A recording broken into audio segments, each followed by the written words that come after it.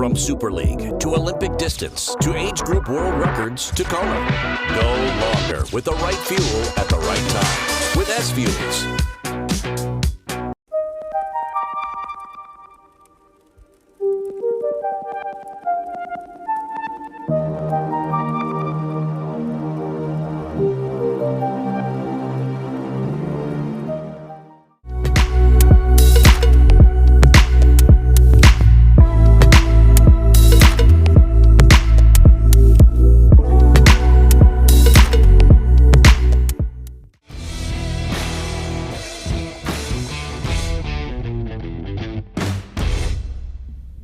Everybody, welcome back to Breakfast with Bob from St. George, Utah. My name is Bob Babbitt. We're brought to you by Master Spa, Zoot Sports, the original triathlon brand, HOKA, Let's Fly, SFuels, Go Longer, Biostarks.com. Use the code BWB10 for a 10% discount.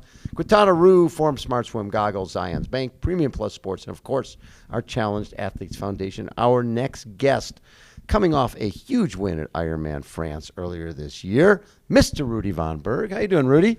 Hi, Bob. Yeah, good to be here. Always a pleasure, bud. And that win in France, you were over there training for just a little bit, getting ready for that race.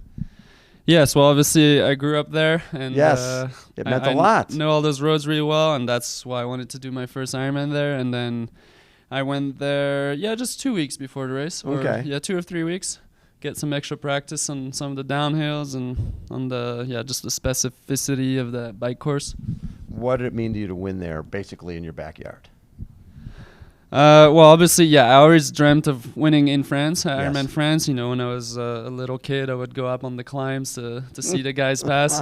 Kind of similar to when my dad would bring me to Kona with Yes. the whole family. So, it was very special, especially to win on my first iron distance. Yes.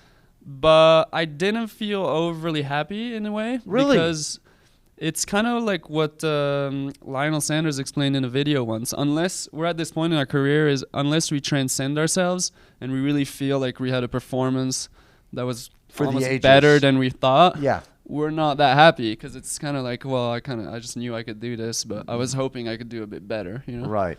So Yeah. that was kind of the feeling, but overall, obviously, can't complain with that result. It's funny today so far. Taylor Knibb was with us, Ben Canute was with us, Freddie Funk was with us, yourself, all basically second generation, right? All the parents were involved with the sport and got their kids into the sport. Sam Laidlaw, same type of thing. We're seeing a lot more of that. When you were younger, was this sport always your sport? Pretty much. I mean, my dad would bring me to all the biggest triathlons. So when I was young, Kona, I mentioned that many times. Yes. At least, 3-4 times when I was quite young. Then Roth, Ironman Austria, Klagenfurt, Ironman France. At the time, it was IT Long Distance Worlds. Yeah. Just big events in France. Yeah, just all over. My dad bringing us doing trips around races, and I mean that's kind of the lifestyle of triathlon. It is. Also with the amateurs, they kind of do these destination races and have a good time around the races. And now I saw your dad in Kona. He wasn't racing there, but you were there to do your first Kona. What was obviously 20th place isn't where you wanted to be, but for the first time out, what do you take away from that? Yeah, definitely 20th wasn't what I wanted. I started to run in 13th, and thought I paced everything well to maybe crack a top 10 best scenario, right. But at least keep that top 15, which is the prize money spots. Right. I would have been satisfied with that for my first try, and with the kind of few issues I've had lately and the changing coaching, it would have been a solid race, but definitely disappointing to not be able to finish it off, walking for about 6 minutes. That's Yeah. what my Garmin telling me. Coming back from Energy Lab. Right. I felt like I did everything right not to do that, to do a Gustav Iden where I could accelerate out of Energy Lab, but it was all the opposite. So I'm gonna, the big thing I'm learning from that is just, I knew I had to drink a lot, but I'm gonna have to drink even more. And so I'll put that to the test in Ironman Cozumel. That will be very hot and humid in about 5 weeks. Oh, so this you're going right to Cozumel after this, or training? I wasn't happy with my 20th, so if I could do well in Cozumel, nail the nutrition, and have a good time, finish the season on a good note. That would be Right. really great. So, but Dad is racing here. He is, right. Yeah, he was in Kona, but he's racing here. Had a bit of a calf issue lately, but Yes. he'll do his best. Just has a couple runs under his belt. But, How old's your dad now? What age group is he competing in? in the 65, 69. Oh, he's still a young guy. 66. Come on now. He's a youngster. He shouldn't be having any issues. So we saw you. You got third in Chattanooga, got third in California. And a lot of times when you have a race and you have a sprint at the end, obviously you don't want to come on the short end of that, but it's pretty fun because it doesn't happen that often in our sport. It gave me a lot of followers, a lot of media attention. See? Right? Because when you're sprinting against Lionel Sanders, People notice you. Yeah. That's cool. No, but then Ironman was posting the reel of our finish, Right. and they didn't even mention me. Well, they just said, They Lionel said, Sanders Lionel takes second. Sanders comes back for second, and the whole video is a sprint with me, and they didn't even tag me. That's pretty funny. I like that a lot. So you got 20th in Kona, and then you got 20th at the U.S. Open. And Canadian U.S. Open, you got $5,000. Right, So $5,000 for 20th. place. Mm-hmm. And then 21st or 40th gets $2,000. Right. At least you sort of get help with your travel. When you get 20th in Kona, what'd you get? Yeah, in Kona I got 0. As I was telling you before, I got a big 0 for everything in Kona. Everything. So essentially I was at minus $6,000 for the About trip. that, yeah. It's tough. It's people don't quite understand how tough it is as a pro. Well, it's to actually try to make it. Yeah, I was thinking about it. It's actually the first race since 2017 where I've made no money. Every other race, yeah, because I I've look been, at yeah, I've been you're always up there. consistent. Usually, mostly podiums, or, Right. Or if Yeah. I wasn't feeling so good, maybe still in the money. Well, look at like 2021, third at Clash Daytona, first at Ironman Switzerland, second Les Sables d'Olonne. Les Sables d'Olonne. Oh, yeah. look at that. Second at Elsinore, fourth at St. George. You're always top 5. And then 2019 was an epic year where you won 70.3 St. George. So you know this course, but you've been so consistent. 1, 2, 1, 2, 1, 2, 3. Well, it must be when you have races where you're like 20th, that must drive you crazy. Yeah, definitely not what I'm going into a race for. But, well, there's 2 reasons. I mean, first, the fields are way more stacked. Way deeper now. than they've ever been. Absolutely. But also that's not really the reason for me. I mean, I've clearly not been at my top level. I've had Injuries. a bit of bad luck, I'd say. I mean, it started with mono last year, Yeah. and, which made me miss the Collins Cup. Yes. And then made me miss St. George here last year. Right. So, and that, took it really out of me. It's not really just the sickness. It's just losing weight, losing muscle. Like, kind of when you start back, you're just so weak, and, you look at your legs and there's, like, no more muscle. Well, and especially when you're looking at how deep the fields keep getting, you go like you can't really afford to lose Right, and I anything. mean, yeah, and so obviously when you lose kind of that power on the bike, it takes months to come back. Right. So I was really motivated beginning of 2022 to really build back all my strength. Right. And it was going pretty well, as you said. I mean, I was third in Oceanside, third in North American Champs, Chattanooga, won Ironman France. So I was kind of getting back to it. And then after Ironman France, I get this stomach parasite. Oh, that's right. Which kind of was a small mono all over again because I lost muscle, I lost weight again, and I felt like it's just kind of this bad luck came back. So now I'm again building back from that.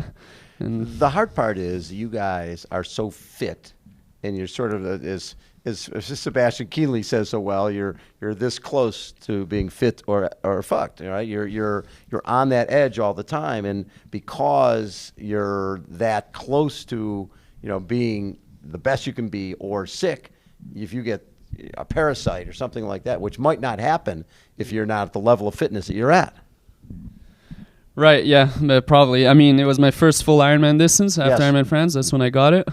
So, I mean, probably my body was, you were susceptible. Title, your body was ready to. But also, this was a stomach parasite that you get in water, and it's kind of something that's pretty unlucky, I think.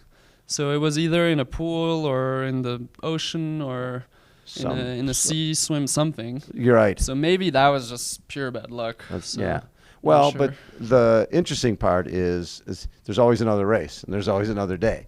So you're here at the 70.3 World Championships, you turn your season around with a great race here.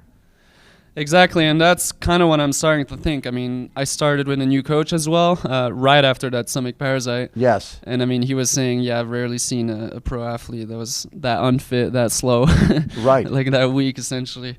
And so I was building back, Collins Cup. I was, 12th time out of, or 10th time out of 18 guys. You were 10th, yeah.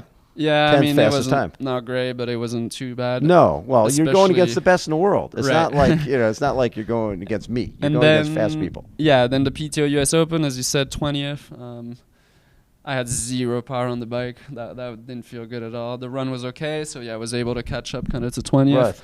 Right. Kona started feeling better, so every 3-4 weeks I'm kind of feel like I'm getting a step higher. Yes. And I was on track to do decent results, as I said, and then didn't finish so hot. So now I'm hoping now we have another 3 weeks that this race this weekend can be another step in the right direction. I mean, you think about it. When you talk about the races, we're talking racing in March, right? At a high level in March, early April, and now it's basically November. It's hard to peak multiple times or to maintain fitness for that whole period of time. Yes, hopefully next year no sickness and I'll be able to plan everything like that. But for me this year, I feel like from mid-July, that's the beginning of my season. Right. I mean, that's where I always feel like Right. I was at my low. Mhm. So now I feel like I'm just better every time. And that's why I added Ironman Cozumel end of November. Right. Try to finish on a solid note because I feel like every race is, I'm just a little fitter every time. Well, and Cozumel, would that be a qualifier for next year's Kona? Right, and that would be pretty perfect, right? Right. Get that way. If you If get I that could- done, that sort of opens up. You can do whatever you want. Exactly, and it would be a good opportunity. So to have my Kona qualification, then I can focus on the PTO events. Right. The big, with the strongest fields and Right. the most prize money and most exposure, most media.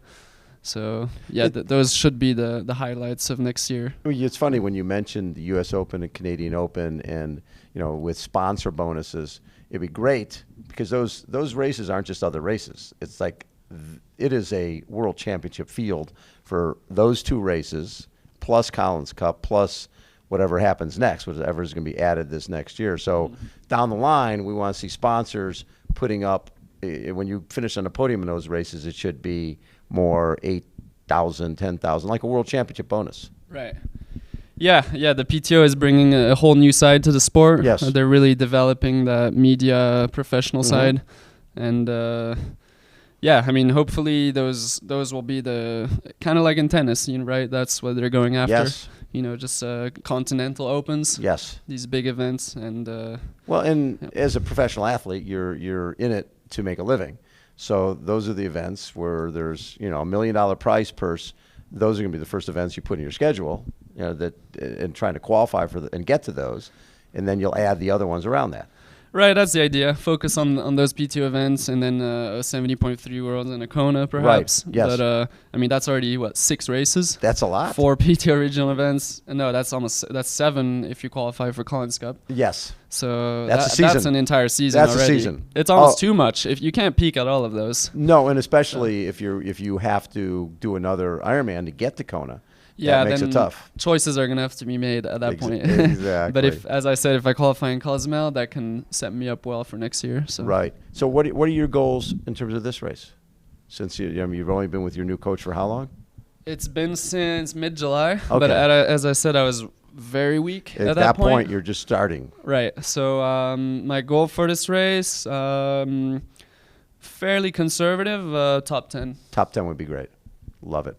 Rudy, always a pleasure to chat with you, bud. Congrats on going to Kona and getting that done.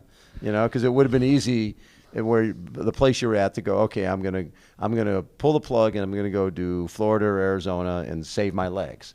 Right. That's a little satisfaction to have this year. I mean, I had the good results at the beginning of the year, but then for the second part where the results weren't there, at least I'm there representing my sponsors. Yes. At the biggest events in triathlon. I did Collins Cup, US Open, Kona, Yep. St. George. You can't do much You better can't do than much that more in than terms of appearance. Love it. Hopefully I'll perform now. All right, Rudy. Hey, have a great one on Saturday. Thank you, Bob. Rudy Von Berg has been our guest, everybody. Hold on. We will be right back.